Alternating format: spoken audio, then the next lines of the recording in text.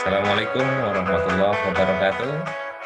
Teman-teman semua, selamat bertemu kembali dengan saya Muhammad Sultan Aminuddin di perkuliahan kita Dasar Manajemen dan Bisnis. Pada kesempatan kali ini, hari ini pertemuan ke-9, kita akan membahas mengenai wewenang dan delegasi. Perkenankan saya untuk mengampu mata kuliah ini setelah kita ini setelah kita melewati ujian UTS yang beberapa minggu lalu sudah kita lalui, teman-teman. Saya harapkan teman-teman semua mendapatkan nilai yang maksimal dan bisa lulus dari mata kuliah ini dan bisa lanjut ke semester berikutnya. Baik, teman-teman, pada kesempatan kali ini, pertemuan ke-9 kita akan membahas mengenai teori wewenang dan delegasi. Apa sih wewenang? Apa itu delegasi? Mari kita bersama-sama membahasnya. Tapi sebelumnya, sebelum kita memulai perkuliahan, mari kita berdoa menurut kepercayaan dan agama masing-masing. Berdoa dimulai. Amin. Berdoa selesai. Baik, teman-teman. Pada mata kuliah ini kita akan membahas bagaimana pola atau bagaimana teori tentang wewenang. Apa sih yang kalian pikirkan ketika kalian mendengar istilah wewenang? Kalau kita bicara tentang wewenang, wewenang ini mengacu pada hak untuk membuat keputusan, teman-teman.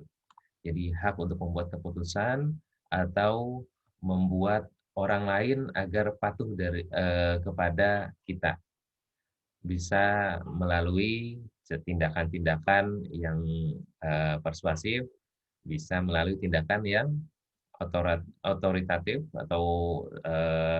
ataupun hingga represif ya. Kalau kita menggunakan pendekatan persuasif, kita menggunakan pendekatan yang baik, yang humanis seperti itu. Kalau kita melakukan tindakan persuasif, kita melakukan tindakan yang ini ya, secara umum bisa diterima. Tapi kalau represif gimana? Tentunya ada penyesuaian-penyesuaian ya teman-teman ya. Ketika kita menghadapi lawan atau pihak lainnya yang memang memiliki respon yang kurang baik terhadap kita, kita harus punya tindakan seperti ini.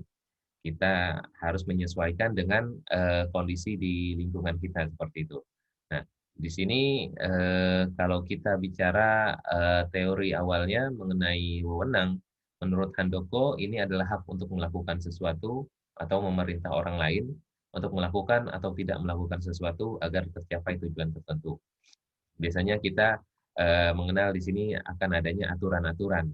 Nah, disinilah fungsinya pemerintah membuat aturan-aturan agar masyarakatnya ini melakukan sesuatu. Contohnya yang lalu kita bicara mengenai Undang-Undang Cipta Kerja. Berarti pemerintah mengatur agar pengusaha melakukan sesuatu, memberikan tunjangan, memberikan hak cuti, memberikan bonus misalnya. Nah, di sini mereka mewajibkan pengusaha-pengusaha ini untuk melakukan hal-hal tersebut. Sementara itu, di pihak lainnya, pemerintah juga memerintahkan kepada masyarakat untuk mau mematuhi aturan ini, gitu kan. Atau misalnya, pemerintah juga membuat peraturan untuk tidak membuka lahan gambut di hutan-hutan untuk membuka perusahaan baru untuk mengurangi kerusakan hutan contohnya gitu. Jadi pemerintah melarang untuk melakukan hal itu. Jadi disinilah agar supaya negara ini tetap terkelola dengan baik ya. Jadi pemerintah membuat wewenang aturan-aturan supaya ya semuanya bisa berjalan, semua pihak bisa diakomodir.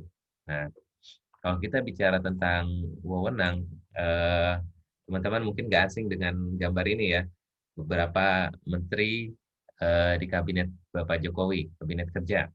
Nah, ini kabinet pertama yang beliau bentuk Menko-nya masih Pak Wiranto, si Mendagri-nya belum Pak Tito ya, tapi masih Pak Cahyokumolo. Saat itu difoto bersama Bapak Sidarto dan Subroto. Ini adalah, kalau kita gambarkan, adalah orang-orang yang punya wewenang ya, orang-orang yang punya wewenang eh, mengeluarkan peraturan menteri. Nah, di sini beliau-beliau ini nih yang mentranslasikan atau menerjemahkan garis besar haluan negara menjadi tindakan eksekusi. Misalnya di lini kementerian, Pak Cahyokumolo membuat kebijakan untuk membuat eh, pensiun untuk pegawai negeri naik tahun ini.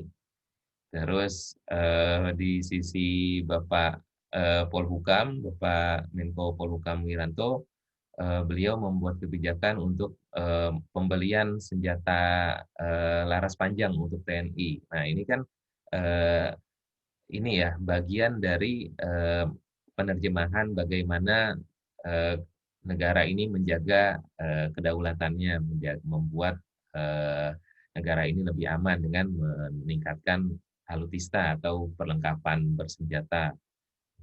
Lalu di sisi eh, Kementerian Dalam Negeri, beliau punya wewenang untuk membuat peraturan menaikkan gaji pegawai negeri seperti itu.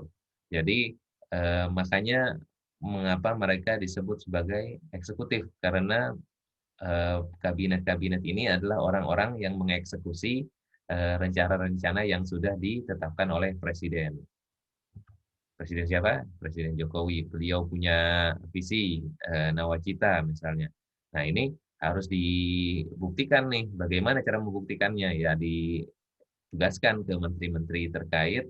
Nih, saya punya proyek seperti ini. Menurut kamu apa yang bisa dilakukan? Nah, ini adalah wewenangnya presiden. Jadi beliau memikirkan garis besarnya dan anak buahnya harusnya melakukan eksekusinya seperti itu.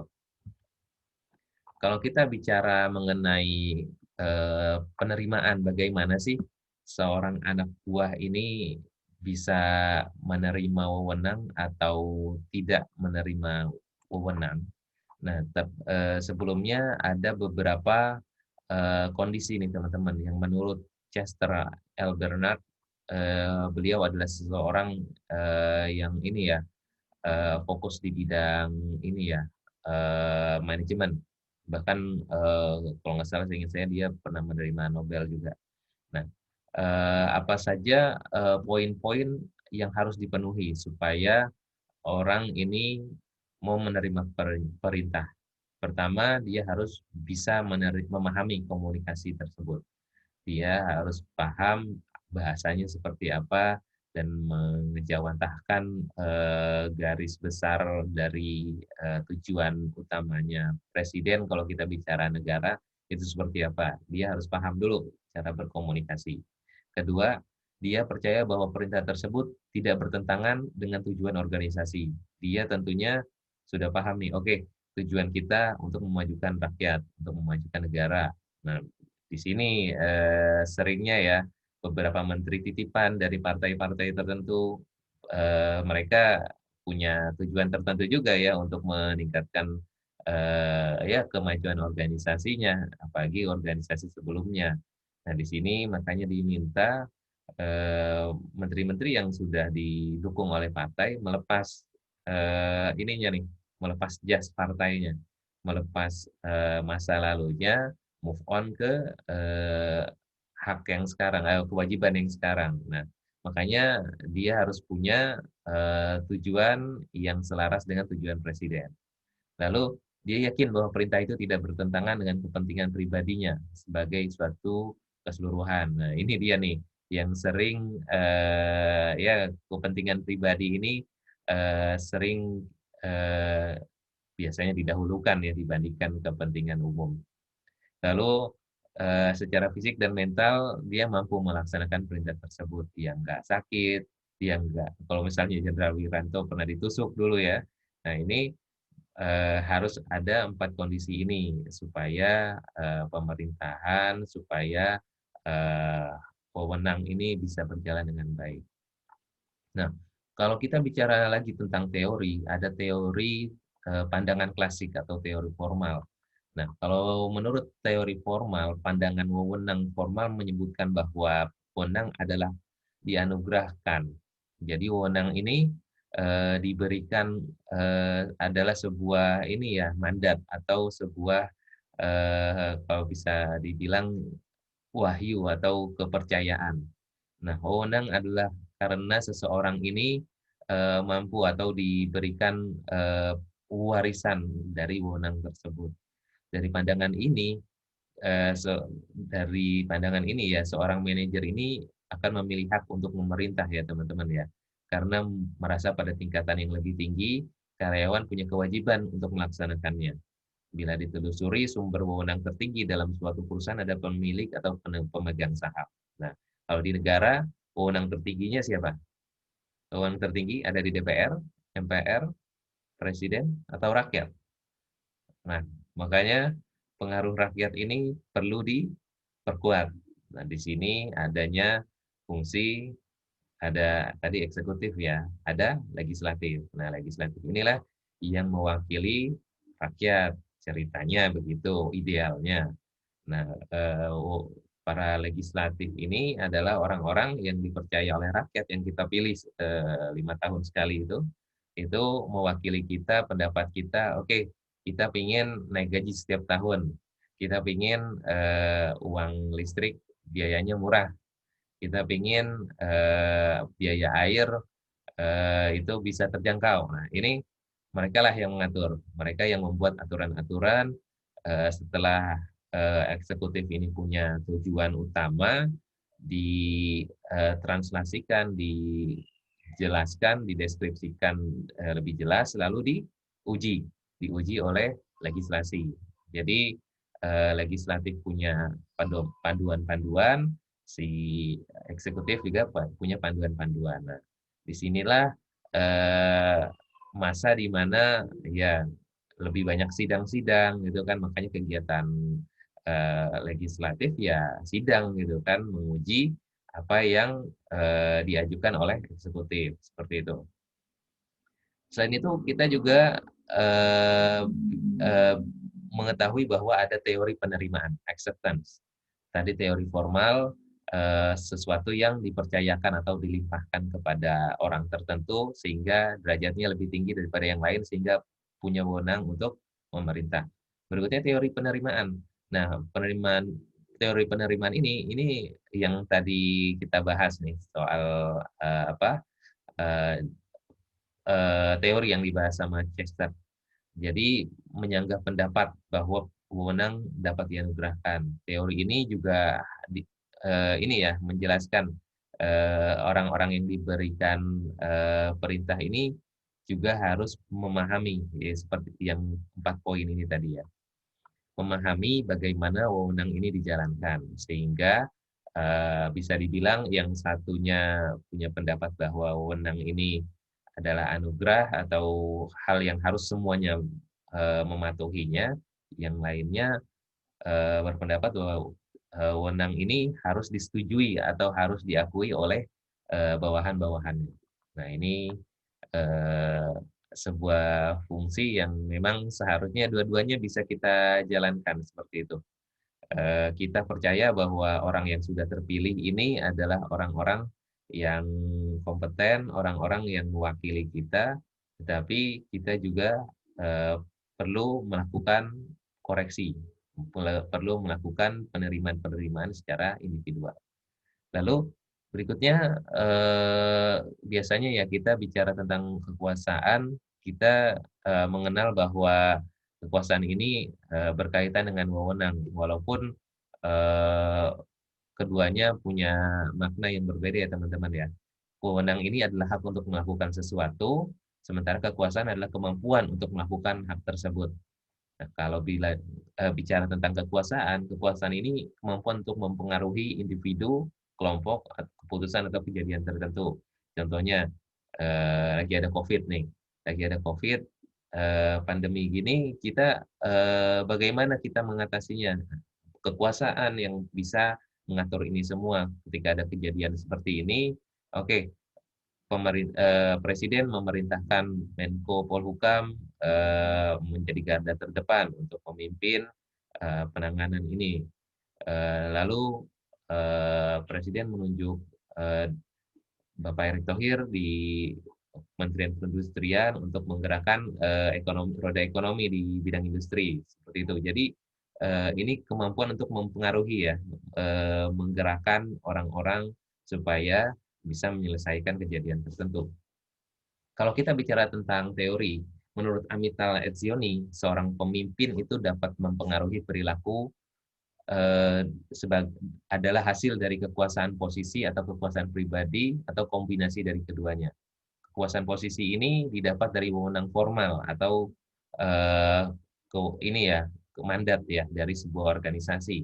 Contohnya ya, Bu Mega. Nah, Bu Mega ini, punya wewenang nih ya untuk menentukan, pasangannya Bapak Jokowi. Ini siapa nih untuk jadi wakil presiden, yang beberapa tahun lalu cukup jadi polemik juga ya, karena dia punya usul bahwa, "Oke, gimana kalau si Bapak ini aja yang jadi wakil untuk meredakan, ya tensi di sisi mayoritas umat saat itu." Nah, supaya memenangkan kepercayaan umat akhirnya orang tertentu yang dipasang, seperti itu kan.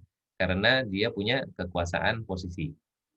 Kalau kekuasaan pribadi, apa itu kekuasaan pribadi?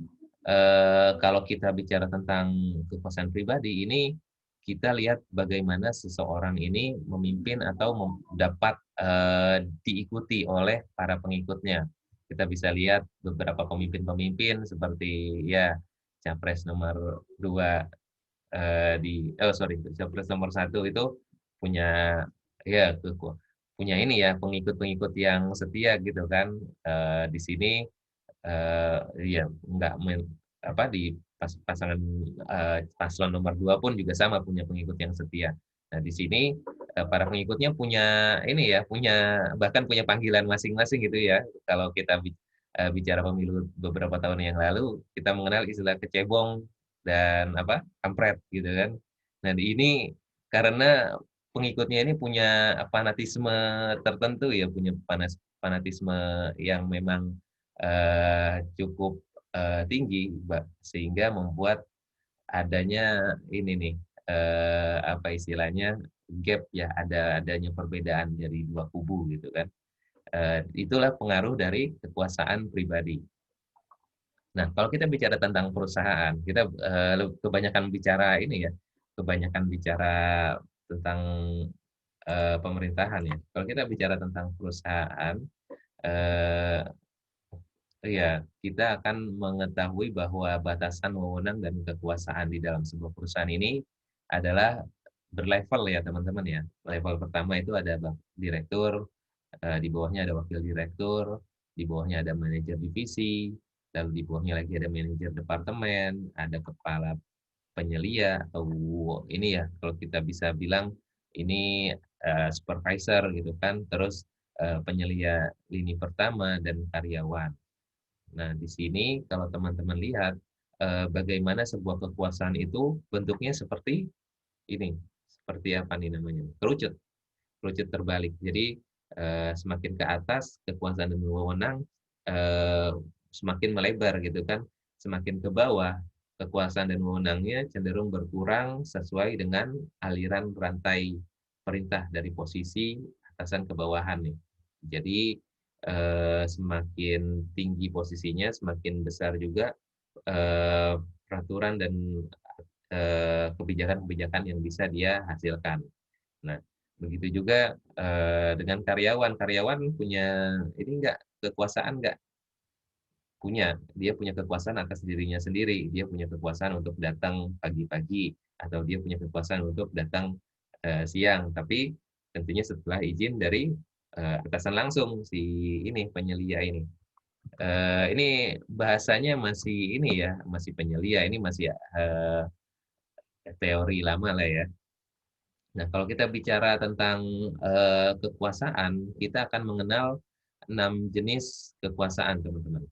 6 jenis kekuasaan ini adalah beberapa eh, tipe dari kekuasaan yang ada di dalam perusahaan. Pertama, kekuasaan paksaan atau coercive power. Jadi ini berasal dari sejumlah balas jasa positif seperti insentif yang kita terima di perusahaan gitu kan, uang atau asuransi atau bonus atau naik jabatan. Nah, ini kalau kita nggak nerima ini, maka ya kita bisa demo ya kan, karena perusahaan bisa memaksa kita. Gini ceritanya. Jadi kenapa dibilang kekuasaan paksaan? Perusahaan bisa bilang kan saya bisa bayar, kan saya sudah bayar kamu bulan ini, kok kamu nggak kerja dengan tepat waktu, kok kamu males-malesan kerjanya gitu kan. Nah ini karena kita sudah punya paksaan karena kita bergantung sama perusahaan untuk menerima jasa dari hasil kerja kita gitu kan. Nah, begitu juga sebaliknya kalau kita nggak menerima ini ya sesuai dengan gaji kita, kita bisa nih menuntut bahwa hal ini tidak dilakukan dengan benar oleh perusahaan. Selain itu ada kekuasaan balas jasa.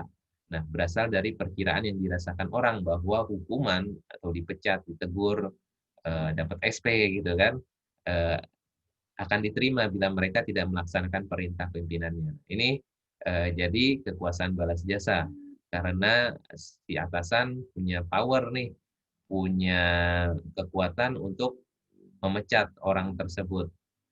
Yang tadi si perusahaan bisa nggak ngegaji karyawannya kalau misalnya karyawannya males-malesan seperti itu. Kalau ini bisa langsung dieksekusi ya, langsung dipecat atau dikasih teguran. Berikutnya kekuasaan pengendalian informasi.